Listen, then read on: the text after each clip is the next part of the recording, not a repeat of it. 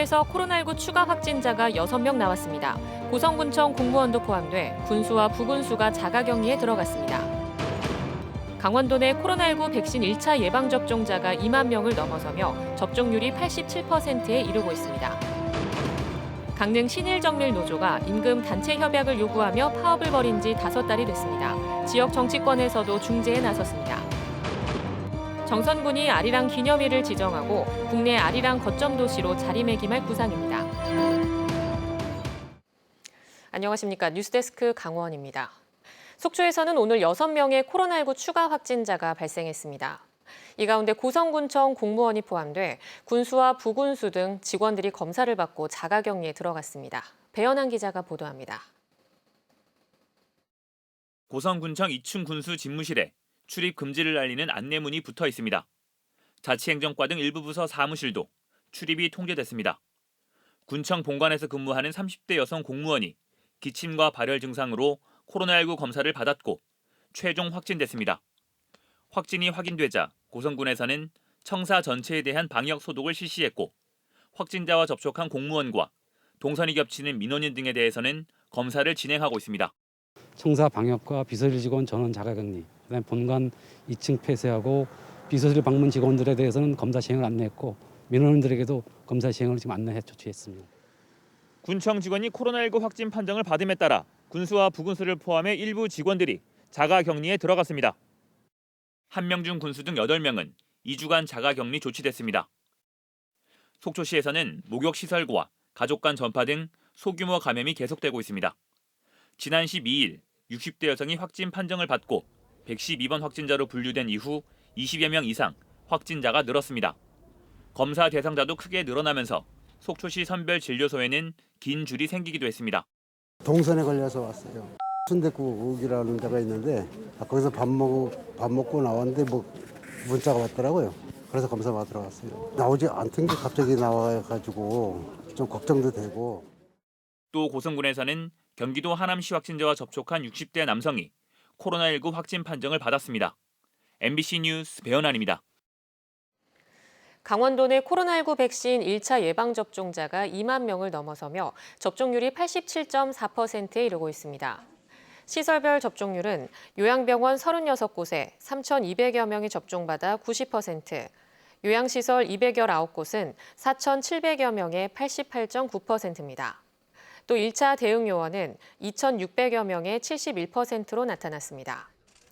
코로나19 환자 전담 치료병원 9곳은 종사자 1,200명가량이 접종받아 97.5%, 병원급 이상 의료기관 46곳은 8,700여 명이 접종을 받아 90.9%에 이르고 있습니다. 강릉 신일정밀 노동조합 파업이 5달째 이어지고 있습니다. 지역 정가에서 노사 간 중재에 나섰지만 임금 단체 협약을 놓고 입장 차이가 큽니다. 이런 가운데 강원지방노동위원회는 전국 금속노조 구제 신청에 대해 5가지를 부당 노동 행위로 인정했습니다. 홍한표 기자입니다. 강릉 신일정밀 노동조합이 이른 아침부터 집회를 열고 있습니다. 임금 및 단체 협약, 이른바 임단협에 대해 회사 측이 성실하게 재개해달라는 겁니다. 신일정밀 노조는 5개월째 강릉시 도심 곳곳을 돌며 집회를 이어가고 있습니다. 무노동 무임금이라 5달째 임금도 받지 못하고 있습니다. 지난해 2월부터 시작된 임금 협상에서 노사 간 마찰이 빚었고 회사 측은 지난해 8월 폐업을 예고했습니다. 노조 측은 위장 폐업이라고 맞섰고 사측은 폐업 방침을 철회했습니다. 양측이 첨예하게 대립하는 가운데 노조는 지난 10월부터 전면 파업에 들어갔고 노사 간의 대화도 지난해 말 이후 끊겼습니다. 명분 없는 파업이 아닙니다. 지금까지 이렇게 회사에서 대놓고 노동조합을 탄압하고 억압하고 노동자들을 부당노동 행위를 일삼는 것에 대해서 부당함을 알리기 위해서 지금까지 파업을 하고 있는 것입니다. 이런 가운데 강원지방노동위원회는 노조가 제기한 부당노동행위 구제 신청 6건 가운데 5건을 인정했습니다. 사측이 단체 교섭 요구를 거부 해태하고 폐업 예고를 게시하거나 노조에 대한 비방물을 가정에 발송한 점, 파업 이후 신규 근로자를 채용하거나 CCTV를 이용해 조합원의 근무 태도를 감시한 점 등이 부당 노동 행위로 인정된다는 겁니다. 이에 대해 사측은 편파적인 판정이라며 이른 시일 내에 재심을 신청하기로 했습니다. 또 노사 간의 교섭을 파행으로 이끈 건 오히려 노조 측이라는 입장을 견지했습니다. 협상 다 얘기하신 분도 그분들이시고 회사에서 제안할 것들이 바뀌지 않으면 제안서를 꺼내지도 말라고 얘기하신 분도 그분이시고요. 노사 갈등 사태가 길어지자 지역 정가에서도 중재에 나서고 있습니다. 강릉시 의회는 노조 측과 두 차례 간담회를 펼친 데 이어 고용노동부에도 적극적인 중재를 요청했습니다. 5달 동안 이거 아직까지도 합의점을 못 찾은 건 이건 문제 있지 않나 해서 제가 지청장님한테 적극적으로 좀 주문을 했습니다. 역할 좀 해주십사 하고. 또 우리 강릉에는 그 노사민정협의회락도 있거든요. 그래서 거기서도 좀 적극적으로. 더불어민주당 강릉시 지역위원회도 노사 상생과 함께 사측의 노동 환경 개선을 요구하고 있습니다. 노동조합 측에서 강원지방 노동위원회에다가 구제 신청을 했습니다. 그래서 5가지 정도의 부당 노동 행위를 판정을 받았습니다. 그래서 여기에 따라서 사용자 측에서도 전형적으로 인정을 해주시고 검토를 해서 또 지난 주말 권성동 국회의원이 노조 관계자들을 만난 데 이어 김한근 시장도 조만간 만남을 예고하고 있어 지역 정가의 이딴 중재 노력이 노사 갈등에 변곡점을 만들어낼지 지켜볼 일입니다. MBC 뉴스 홍한표입니다. 세계 인류 무형문화유산이자 강원도 무형문화재 1호인 정선 아리랑은 국내를 넘어 세계로의 도약을 꿈꾸고 있습니다. 이를 위해 정선군이 아리랑 기념일을 지정할 계획입니다. 조규환 기자입니다.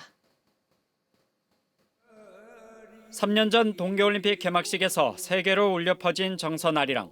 한민족의 얼과 삶의 애환이 담긴 소리와 가락은 세계인을 매료시켰습니다. 아리랑 고개 고개로. 노랫말이 수백여 가지로 알려진 정선 아리랑은 50년 전 강원도 무형문화재 1호로 지정됐습니다. 이후 아리랑 보존회가 생겨나고 아리랑 축제가 시작되면서 지역의 전승 보존 사업은 활발해졌습니다.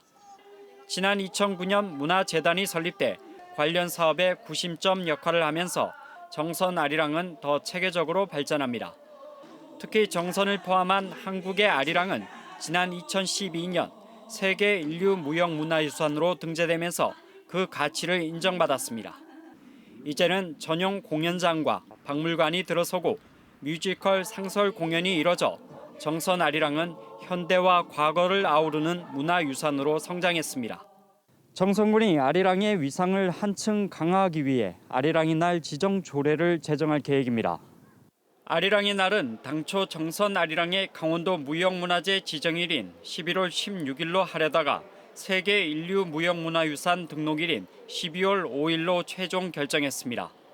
정선군은 아리랑의 날 제정을 계기로 밀양, 진도 등 국내 3대 아리랑을 보유한 지자체와 공동협의체를 꾸리고 아리랑 거점 도시로 자리 잡겠다는 구상입니다.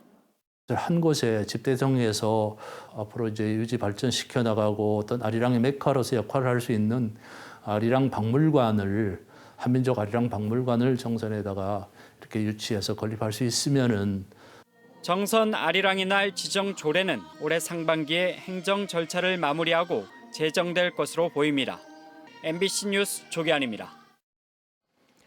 군인들의 주소를 복무 지역으로 옮기도록 허용하는 법 개정안이 현재 논란이라는 보도를 전해드렸습니다. 군인들이 많이 생활하는 접경 지역의 입장을 물었더니 꼼꼼히 따져야 한다, 우려스럽다, 신중해야 한다 등 여러 의견이 나왔습니다. 행정안전부가 자치단체 의견을 모았고 곧 국회에서 논의가 시작될 전망입니다. 백승호 기자입니다. 군장병 주소 이전과 관련해 적극적으로 입장을 내보인 곳은 화천군입니다. 화천 지역에 복무하고 있는 군인은 2만 7천여 명.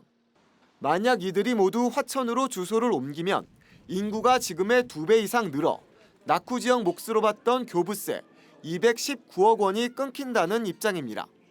또 군인이 곧 주민이기 때문에 군부대 쓰레기 처리와 상수도 공급, 도로 포장 등을 모두 자치단체가 책임져야 합니다. 받는 예산보다 쓰는 예산이 더 많을 수 있다는 논리입니다. 모든 가능성을 다 열어놓고 충분한 토론과 문제점을 발췌해서 돼야 된다. 단 전제될 것은 당사자인 병사들도 대한민국의 국민이고 대한민국 국민들의 아들입니다. 그들의 의견도 존중돼야 한다. 철원군은 선거와 관련해 우려스럽다는 입장을 보였습니다. 현재 철원 지역 유권자는 3만 2천여 명, 군인이 주민이 되면 2만 7천여 명의 유권자가 더 생기는 셈입니다. 군인들은 전국에서 모여 지역에 대해 잘 아는 것도 아닌데 선거마다 지역의 표심이 왜곡될 수 있다는 우려입니다. 양구군은 조인묵 군수가 접경지역 시장군수 협의회장이라 상황에 따라 중재를 해야 해 어떤 입장을 낼 수 없다고 밝혔습니다. 인제군은 신중을 기해 따져봐야 한다며 여러 의견을 듣겠다고 밝혔습니다. 이에 비해 강원도는 군장병 주소 이전이 강원도 인구 늘리기 등에 큰 도움이 된다며 지지 입장을 유지하고 있습니다. 국방부는 군인 주소 이전 허용에 대해 긍정적인 입장인 것으로 알려졌습니다. 현재 행정안전부가 강원도와 경기도 등 전국 자치단체의 의견을 모두 모은 상태. 군인들의 주민등록 이전을 허용하는 법 개정안에 대한 논의는 조만간 국회 안에서 이뤄질 전망입니다. MBC 뉴스 백소입니다.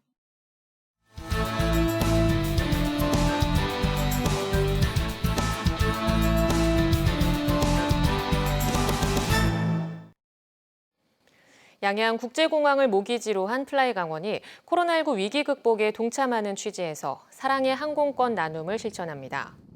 플라이강원은 양양 제주 노선의 잔여 좌석을 코로나19로 어려움을 겪고 있는 취약계층과 산불 진화, 코로나19 방역 등에 힘쓴 도민들이 이용할 수 있도록 왕복 항공권 2,500매를 기부하기로 했습니다.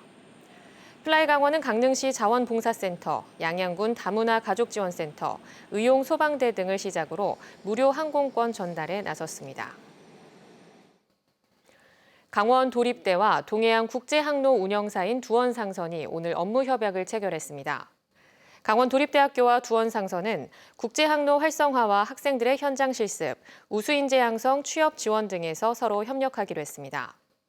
이번 업무 협약으로 크루즈 관광 분야 전문 기술과 우수 인력 확보 등 안정적인 국제 항로 유지 기반이 마련될 것으로 기대됩니다. 강원도 내 2월 취업자 수는 73만 7천 명으로 지난해 같은 기간에 비해 2만 2천 명 줄었습니다. 이에 따라 2월 고용률은 56.1%로 지난해 2월보다 2%포인트 감소했습니다. 업종별로는 대면 업종인 숙박 음식업과 도소매업이 1만 2천 명, 사업, 개인, 공공서비스업은 1만 5천 명 줄었습니다. 반면 건설업은 1만 명, 전기, 운수, 통신, 금융업은 7천 명 증가했습니다. 실업률은 6.3%로 1.6%포인트 더 높아졌고 실업자는 4만 9천 명으로 지난해보다 1만 2천 명 더 늘었습니다. 강릉시가 장기적인 가뭄에 대비해 오봉저수지에 더해 보조 수원을 추가 확보합니다. 강릉시는 현재 농업용수로 사용하고 있는 사천저수지의 여유 분량인 하루 15,000톤을 생활용수로 공급하기 위해 내년 말까지 114억 원을 들여 12.4km에 이르는 도수관로를 개설하기로 했습니다. 또 성산면 일대 하천의 물을 농업용수로 활용하는 방안도 추진하기로 하고 사전 정비에 나서고 있습니다. 강릉시는 지난달에도 장기적인 가뭄 대책으로 성남동의 지하수 하루 2,100톤을 보조 수원으로 사용한 바 있습니다. 동해시가 지속적인 여성 친화 도시 조성을 위해 종합계획을 수립해 추진합니다.